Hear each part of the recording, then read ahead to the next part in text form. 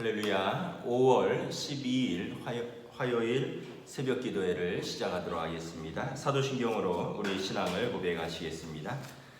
나는 전능하신 아버지 하나님 천지의 창조주를 믿습니다. 나는 그의 유일하신 아들 우리 주 예수 그리스도를 믿습니다. 그는 성령으로 잉태되어 동정녀 마리아에게서 나시고 본디오 빌라도에게 고난을 받아 십자가에 못 박혀 죽으시고 장사된 지 사흘 만에 죽은 자 가운데서 다시 살아나셨으며 하늘에 오르시어 전능하신 아버지 하나님 우편에 앉아 계시다가 거기로부터 살아있는 자와 죽은 자를 심판하러 오십니다. 나는 성령을 믿으며 거룩한 공교회와 성도의 교제와 죄를 용서받는 것과 몸의 부활과 영생을 믿습니다. 아멘. 찬송가 96장 찬양하시겠습니다. 찬송가 96장입니다.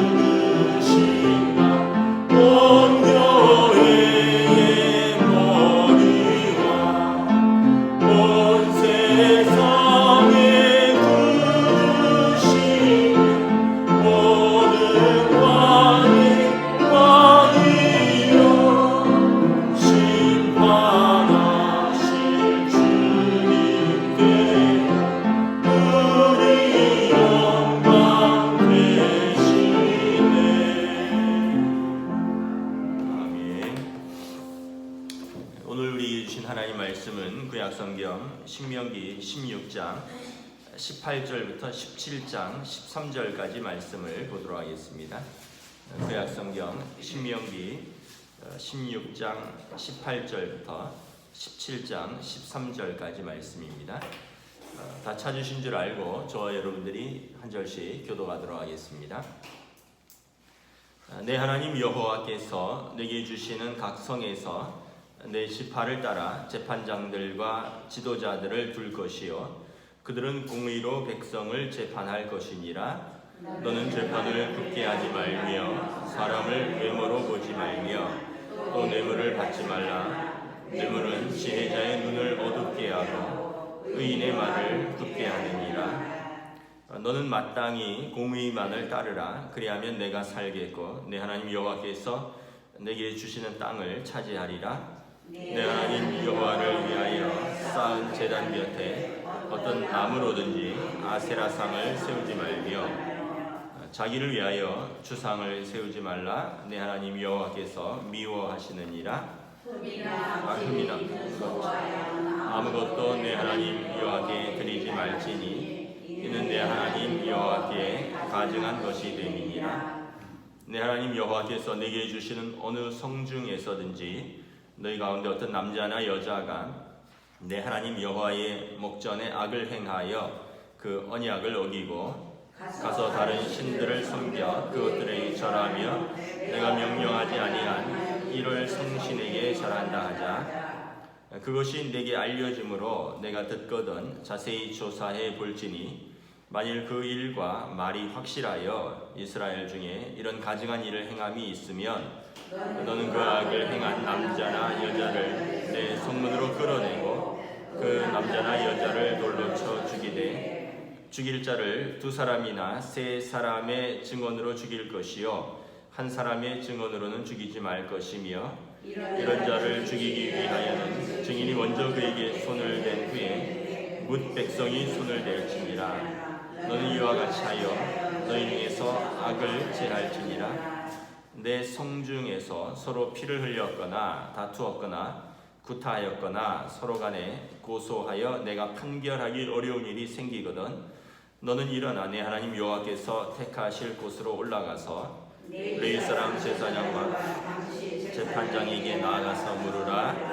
그리하면 그들이 어떻게 판결할지를 내게 가르치리니 여호와께서 택하신 곳에서 그들이 내게 보이는 판결의 뜻대로 내가 행하되 그들이 내게 가르치는 대로 삼가 행할 것이니 곧 그들이 내게 가르치는 율법의 뜻대로 그들이 내게 말하는 판결대로 행할 것이요 그들이 내게 보이는 판결을 어겨 좌로나 우로나 치우치지 말 것이니라.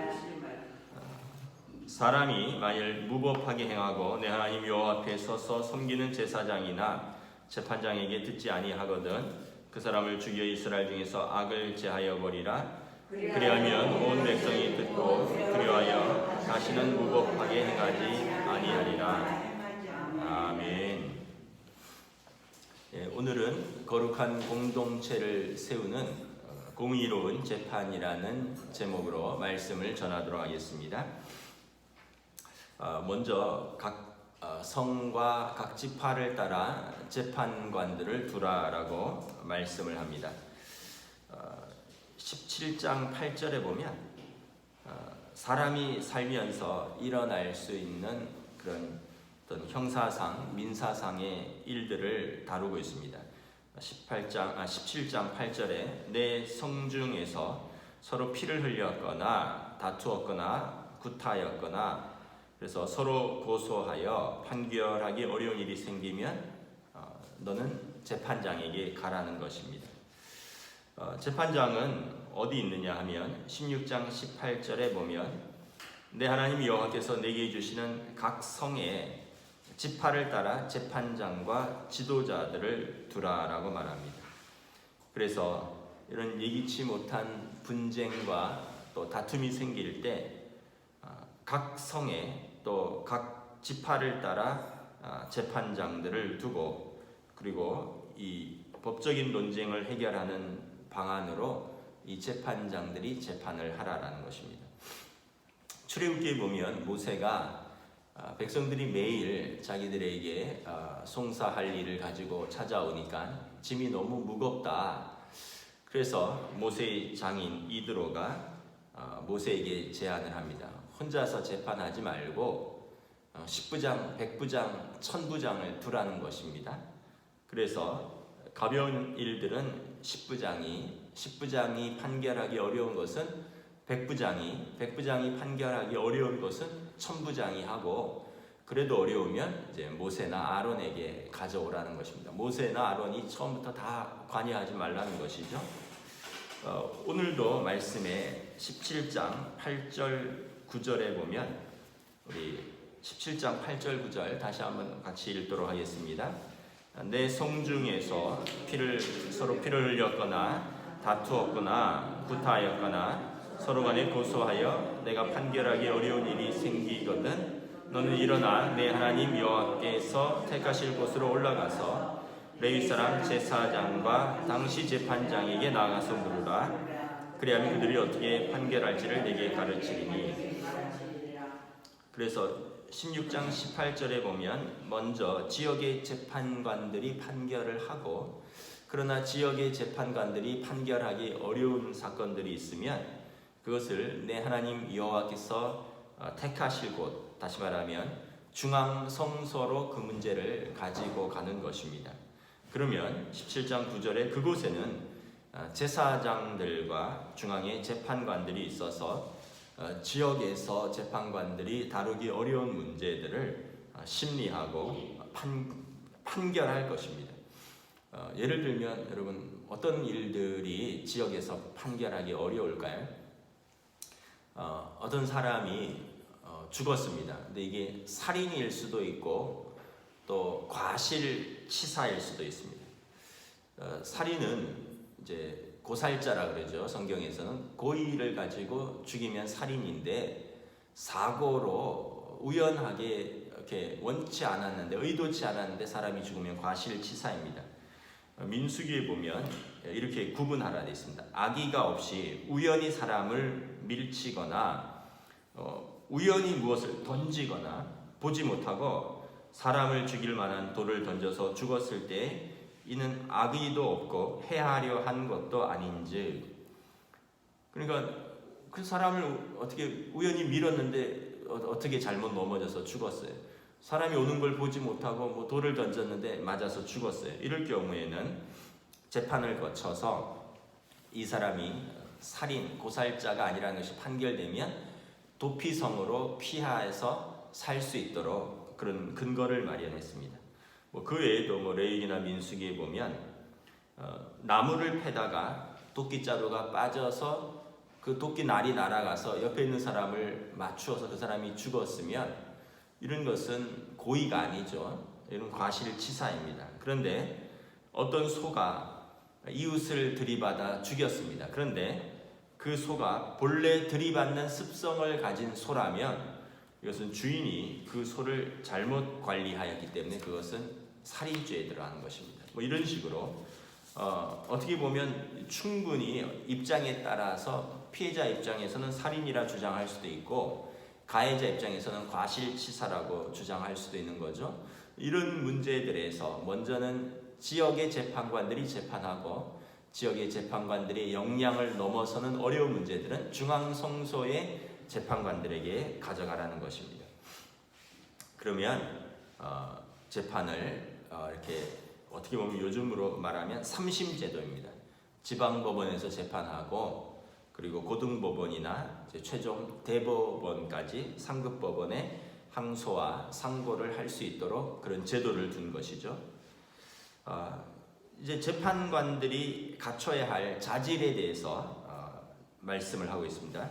첫째는 모든 일에 공평해야 합니다. 19절에 보면 너는 재판을 굽게 하지 말라. 굽게 한다라는 의미는 어떤 사람에 따라서 사건에 따라서 결과가 달라지면 재판을 굽은 재판이 되는 것이죠. 어떻게 결과가 달라지겠습니까? 사람을 외모로 본다거나 뇌물을 받는다거나 그래서 이 공평하지 못하고 공정하지 못하다면 그러면 이것은 굽은 재판이 되는 것입니다. 그래서 재판장은 항상 가장 먼저 공평해야 됩니다. 최종 재판장이신 하나님께서 공의의 하나님이십니다. 하나님은 사람의 중심을 보시지 외모를 보지 아니하십니다. 임의로 재판관이 죄 지은 자를 놓아주고 죄 없는 자를 벌하는 일이 없어야 합니다. 누구도 수긍할 수 있는 정확하고 공정한 재판을 해야 하는 것입니다. 두 번째, 재판관은 어떤 편견이나 고정관념을 가져서는 안 되는 것입니다. 19절에 보면 사람을 외모로 보거나 뇌물을 받으면서 재판을 굽게 한다. 예를 들어서 힘이 센 권력자라고 두둔하거나 또 경제적 능력이 있는 부자라고 편을 들거나 또 한편 또 가난하다고 해서 죄가 있는데도 동정해서 죄 없다 하거나 이 모든 것은 재판관이 가진 고정관념과 편견으로 재판을 굽게 하는 것입니다. 가난하거나 부자거나 권력자거나 힘이 없는 자거나 동일하게 재판을 해야 할 것입니다. 또 보면 외모로 보지 말고 어떤 개인적으로 외모가 호감이 간다고 또는 자기 취향이라고 현혹되어서 공정한 재판을 저버리면 안 된다는 것입니다. 재판은 어떠한 편견과 고정관념도 없이 오로지 공정하게 진행되어야 합니다. 세 번째, 재판관은 오직 공의만을 추구해야 합니다. 20절에 보면 재판관은 너는 마땅히 공의만을 따르라. 영어 성경에 보면 이렇게 되었습니다. Follow justice and justice alone. justice가 정의입니다. 정의와 정의만을 따르라. 오직 정의만을 따라야 한다. 19절에 보면 재판관이 뇌물을 받고 눈을 감아버리거나 재판을 굽게 하는 것, 이렇게 뇌물의 유혹을 받고 옳은 것과 옳지 않은 것 사이에서 돈이 개입되도록 허용되거나 아니면 어떤 친분이 있다거나 이렇게 해서 이 결과들이 바뀐다면 이것은 정의로운 재판이 아니라는 거죠. 유전무죄, 무전유죄 이런 것은 안 된다는 것입니다. 재벌 회장님이라고 집행유예를 받고 서민이라고 징역을 받으면 안 된다는 것입니다. 재판관은 마땅히 공의만을 따르고 또 공의만을 따름으로 올바른 재판으로 억울한 사람을 살리는 것, 이것이 그가 존재하는 이유요, 그것이 자신의 심판자이신 하나님 앞에서 살 길인 것입니다. 그래서 20절에 보면 너는 마땅히 공의만을 따르라. 그리하면 내가 살겠고, 이것이 그가 살아야 되는 이유인 것입니다. 이제 이스라엘의 영적인 순결과 질서를 유지하라라고 말씀을 합니다. 16장 21절부터 17장 6절은 이제 갑자기 주제가 바뀝니다. 재판 이야기를 하다가 이제 종교적인 이야기가 나옵니다. 왜 그러냐면 그 당시 사회는 신정일치의 사회이기 때문에 그렇습니다. 정치와 종교가 일치된 사회이기 때문에 이것이 사법제도나 사회의 문제나 종교적인 문제나 다 재판관들 또 제사장들이 동일하게 다루기 때문에 그렇습니다. 그래서 재판장과 지도자들은 이스라엘 공동체의 법적인 사회적 질서뿐만 아니라 영적인 순결과 질서도 유지해야 할 책임이 있기 때문에 그렇습니다. 그러면 어떻게 예배해야 되느냐? 우리 21절, 22절 함께 봉독하도록 하겠습니다. 내 하나님 여호와를 위하여 쌓은 제단 곁에 어떤 나무로든지 아세라상을 세우지 말며 자기를 위하여 주상을 세우지 말라. 내 하나님 여호와께서 미워하시느니라. 하나님의 제단 곁에 아세라 목상이나 주상을 세우지 말라는 것입니다. 가나안 땅에 들어가면 곳곳에 무슨 푸른 나무 밑이라든가 아니면 산당에 이런 석상, 주상은 돌을 말하는 거죠. 석상이나 아니면 나무로 어떤 목상을 세워놨습니다. 우리나라도 보면 천하대장군, 지하여장군 이런 목상이라든가 또 제주도 같은 데 가면 돌하라부안 같은 이런 것들이 이제 주상, 석상인 것입니다. 가나안 사람들이 숭배하는 풍요와 다산의 여신입니다. 거룩하신 하나님의 제단 옆에 풍요와 다산을 비는 이런 아세라 목상을 세우는 것은 하나님이 미워하는 짓이다 라는 것입니다. 용납할 수 없다라고 말합니다. 22절에 보면 또 하나님의 제단 옆에 주상, 석상을 세우지 말라는 것입니다. 주상은 잘 다듬은 돌이라든가 아니면 다듬지 않은 돌기둥을 말하는데 가나안 사람들은 이런 돌기둥을 신을 상징하거나 아니면 그곳이 신의 거처지라고 여겼습니다. 또 돌기둥은 남성의 성기를 상징하는 것이기도 합니다. 그래서 이 돌기둥의 어떤 풍요와 또 어떤 다산의 의미가 있고 이곳에 제물이 바쳐졌고 이것은 우상 숭배입니다. 그런데 가나안 사람들이 여기저기에 돌기둥을 세워놨다고 하나님의 전 옆에 이런 가증한 돌기둥을 세우지 말라는 것입니다. 오직 성전이 성전되게 하라는 것입니다. 제사장들과 지도자들, 백성의 재판관들은 하나님의 제단 옆에 가나안 풍습을 따라서 이러한 목상이나 석상을 세우는 종교적 혼합주의를 금지하고 이스라엘 백성이 올바로 예배할 수 있는 그런 지도할 책임이 있다라고 말씀을 합니다. 또 그들의 예배에서 불순종과 불성실한 태도를 바로잡으라 라고 말씀을 합니다. 우리 1절 17장 1절 공독하도록 하겠습니다. 시작. 흠이나 악질 있는 소와 양은 아무것도 내 하나님 여호와께 드리지 말지니 이는 내 하나님 여호와께 가증한 것이 됨이니라. 하나님 앞에 드려지는 제물은 흠이 없는 가장 좋은 짐승을 드려야 합니다. 레위기에 보면 흠 없는 1년 된 수양, 황소 이렇게 딱 정해 놓았습니다.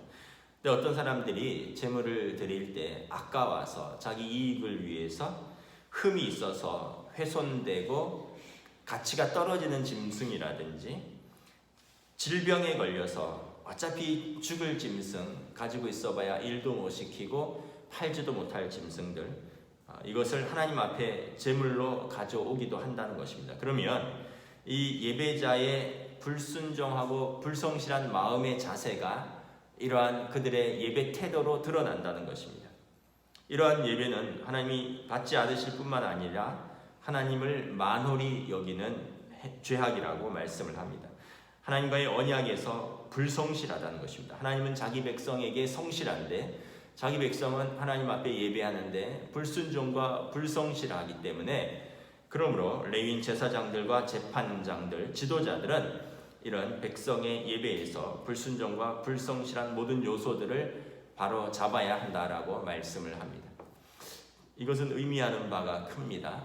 오늘날 우리도 예배를 드리고 찬양하고 말씀을 듣고 기도하고 봉헌하는데 내가 편하기 위해서 또 아까워서 또 내가 임의로 하나님 앞에서 불성실하거나 불순종한 태도로 나온다면 하나님은 그 예배에서 몹시 무시당하는 것이다. 그러므로 이것을 바로 잡으라 라고 성경은 말씀하고 있는 것입니다.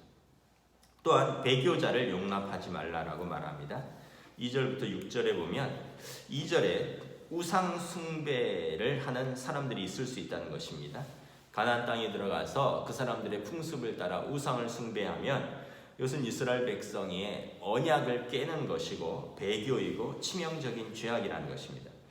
그래서 3절에 이스라엘의 가나안 땅에 들어간 후에 어떤 사람이 하나님을 버리고 다른 신을 섬기거나 1월 성신, 해와 달과 별들에게 절한다는 소문이 들릴 경우에, 그러면 이 제사장들과 재판장들, 지도자들은 어떻게 해야 되느냐? 4절에 보면 먼저 그 소문이 사실인지 자세히 조사해야 됩니다. 6절에 보면 한 사람의 증언만으로 범죄 여부를 판단하지 않고 최소한 2사람, 3사람의 증인의 의견을 들어야 됩니다. 이는 어떤 선입견이나 악의적인 모함으로 억울한 일이 발생하지 않도록 하기 위함입니다.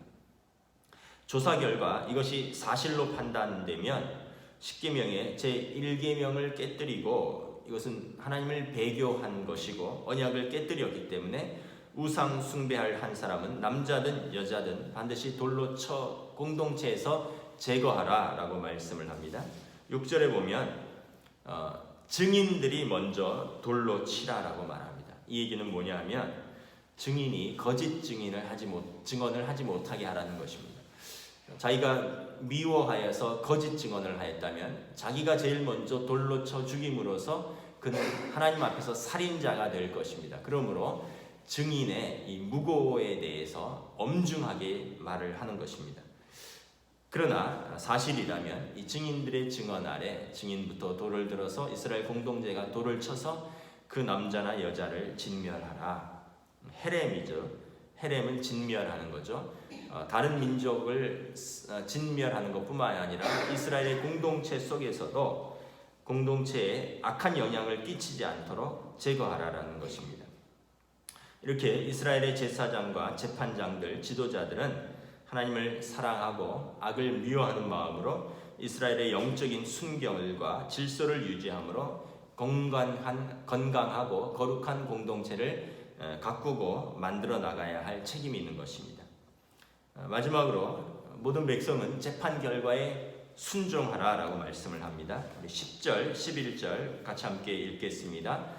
여호와께서 택하신 곳에서 그들이 내게 보이는 판결의 뜻대로 내가 행하되 그들이 내게 가르치는 대로 삼가 행할 것이니 곧 그들이 내게 가르치는 율법의 뜻대로 그들이 내게 말하는 판결대로 행할 것이요 그들이 내게 보이는 판결을 어겨 좌로나 우로나 치우치지 말 것이니라. 중앙의 재판관들 최종 확정한 판결은 더 이상 논쟁할 이유가 없고 그 판결대로 진행을 해야 합니다. 훗날 산헤드린 공회의 원형이 되는 것이 이 중앙 성소의 재판관들입니다. 그래서 중앙은 오늘로 말하면 대법원 판결인데 대법원에서 판결하면 더 이상 어디다가 항소할 데가 없습니다. 그 판결은 그대로 진행이 되는 것입니다. 그래서 중앙 성소의 재판관이 율법에 의하여 세세하게 심리하고 법령대로 판결하면 그 판결을 좌로나 우로나 치우치지 않고 그대로 그 판결대로 집행을 해야 하는 것입니다. 만일 최고법정의 재판의 결과를 거부하거나 불복하면 어떻게 되느냐? 12절, 13절 우리 봉독하겠습니다. 사람이 만일 무법하게 행하고 내 하나님 여호와 앞에 서서 섬기는 제사장이나 재판장에게 듣지 아니하거든 그 사람을 죽여 이스라엘 중에서 악을 제하여 버리라. 그리하면 온 백성이 듣고 두려워하여 다시는 무법하게 행하지 아니하리라. 12절에 보면 최고법정의 판결을 경멸하는 사람은 법정 모독죄와 또 무법하게 행동하여 공동체의 전체 질서를 무너뜨린 자는 사형에 처한다라는 것입니다. 13절에 보면 그래야 이것이 본보기가 되어서 재판에 영이 서고 공동체의 질서가 법대로 공의롭게 유지될 것이기 때문에 그런 것입니다. 말씀은 마치도록 하겠습니다. 하나님은 사랑의 하나님이시고 동시에 공의의 하나님이십니다. 성도가 가정생활, 사회생활, 신앙생활 모든 전반에 거쳐서 하나님은 불의가 아니라 공의를 무질서가 아니라 질서를 영적인 불결, 우상 숭배가 아니라 영적인 순결, 온전한 예배를 통해서 하나님 앞에서 흠없고 거룩하게 서기를 원하십니다. 언약 백성으로서 신실하게 언약을 지키고 살 때 하나님께서 그 백성을 복주시고 함께 하시겠다고 약속하신 것입니다. 기도하겠습니다. 하나님 은혜를 감사합니다. 오늘은 이스라엘의 사법체계와 재판관들 그리고 그들이 해야 할 일들에 대해서 말씀을 보았습니다. 살면서 갈등이 있고 다툼이 있고 분쟁이 있을 때 혼자서 직접적으로 해결해서 피를 보거나 또 사람을 해하지 말고 지역의 재판관들을 찾아가고 재판 결과를 승복할 수 없거든 중앙의 성소에 있는 재판관들에게 찾아가라. 그리고 그들은 말씀대로 율법대로 판결하고 그들은 이렇게 사회생활뿐만 아니라 그들의 예배 생활에 있어서까지 세밀하게 지도하고 그리고 그들이 지도하고 재판한 결과에 대해서 백성은 순종함으로 공동체는 하나님의 법에 따라서 공의롭게 유지되어야 하고 질서 있게 유지되어야 한다라고 말씀을 하고 있습니다. 오늘 말씀을 통하여 하나님께서 세밀하게 백성들의 삶에 관심이 있으시고 관여하고 계시다라는 것을 다시 한번 깨닫습니다. 하나님은 우리의 예배 생활뿐만 아니라 우리의 가정 생활, 우리의 사회 생활, 이웃과의 관계, 건강한 시민으로서 또 국민의 한 사람으로서 우리가 위법하지 아니하고 하나님의 백성의 자녀답게 합당한 빛과 소금의 삶을 사는 것을 원하시고 계십니다. 또한 우리는 예배 속에서 어떤 혼합주의도 배격하고 하나님만을 섬기며 하나님 앞에 마음과 뜻과 정성을 다하여 힘써서 예배하는 하나님의 백성으로 살라라고 하는 말씀을 붙들기를 원합니다. 오늘 하루도 이러한 믿음으로 이러한 공의의 하나님 앞에서 우리가 믿음으로 또 공의로 살기를 원합니다. 주님 은혜 베풀어 주시옵소서. 감사를 드리오며 우리 주 예수 그리스도 이름으로 기도드리옵나이다. 아멘. 하늘에 계신 우리 아버지 이름을 거룩하게 하시며 아버지의 나라가 오게 하시며 아버지의 뜻이 하늘에서와 같이 땅에서도 이루어지게 하소서. 오늘 우리에게 일용할 양식을 주시고 우리가 우리에게 잘못한 사람을 용서하여 준 것 같이 우리 죄를 용서하여 주시고 우리를 시험에 빠지지 않게 하시고 악에서 구하소서. 나라와 권능과 영광이 영원히 아버지의 것입니다. 아멘.